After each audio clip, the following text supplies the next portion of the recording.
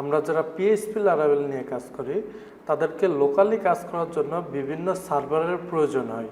বিভিন্ন সার্ভারের কম্বিনেশন হিসেবে আমরা জ্যাম্প, ওয়াম্প, লারাগন এই টাইপের সফটওয়্যারগুলো আমরা ইউজ করে থাকি। বিশেষ করে যারা লারাভেল নিয়ে কাজ করে তাদের কাছে লারাগনটা অনেক ব্যবহৃত হয়। লারাগন ব্যবহার করার ক্ষেত্রে যে সমস্যাটা হয়, তার যে ডাটাবেস সিস্টেমটা সেটা যদি আমরা দেখি তাহলে তার ডিফল্ট একটা ডাটাবেস ইন্টারফেস এখানে আসতেছে। এটা লারাগনের ডিফল্ট। আমরা যারা পিএইচপি নিয়ে কাজ করি, মাইস্কেল নিয়ে কাজ করি, তাদের কাছে অধিক পরিচিত হলো phpmyadmin। লারাগনের ডিফল্টভাবে phpmyadminটা ইন্টিগ্রেট থাকে না, যেটাকে আমাদেরকে ম্যানুয়ালি ইন্টিগ্রেট করে নিতে হয়। সো এই ভিডিওতে আমি দেখাবো কিভাবে লারাগনে phpmyadmin ইন্টিগ্রেট করা যায়। সো চলুন শুরু করা যাক।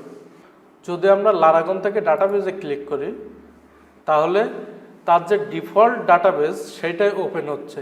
এখন এইখানে আমরা phpmyadminটাকে অ্যাড করব।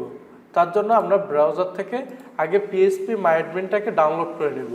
সো আমি এখানে সার্চ দিলাম phpmyadmin, দেন এদের অফিসিয়াল ওয়েবসাইটে চলে যাব। এই যে এখান থেকে আমি ডাউনলোড করে নেব।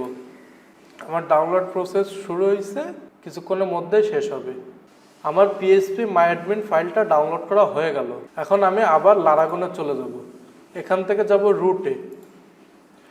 রুটে যে আমরা এক স্টেপ পিছনে যাব। এই যে লারাগনের ডিরেক্টরিতে আমরা অ্যাক্সেস করব। এখান থেকে যাব আমরা ইটিসি, দেন যাব অ্যাপস। এইখানে আমরা যেটাকে ডাউনলোড করলাম সেটাকে কপি করে পেস্ট করব। সো আমি এখান থেকে এটাকে কপি করলাম, দেন এখানে এসে এটাকে পেস্ট করলাম। এবার এইখানে আমি এটাকে এক্সট্রাক্ট করব। আমি জিপ ফাইলটাকে ডিলিট করে দিলাম, এটার প্রয়োজন নাই।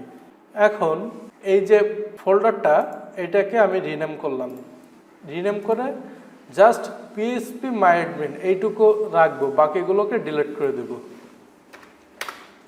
এবার আমি আবার লারাগনে চলে গেলাম। এখান থেকে এবার আমি ডাটাবেসে ক্লিক করব। এই যে আমাদের phpmyadminটা ইন্টিগ্রেট হয়ে গেছে।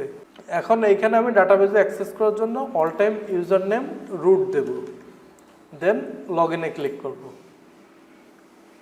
আমার phpmyadmin এর ইন্টারফেসটা চলে আসছে। এভাবে আমরা খুব ইজিলি লারাগনে phpmyadminটাকে অ্যাড করতে পারবো। এই ভিডিওতে দেখানো সকল রিসোর্স আমি ডিসক্রিপশনে দিয়ে রাখবো। আশা করি ভিডিওটা ভালো লাগছে। সকলে ভালো থাকবেন। ধন্যবাদ।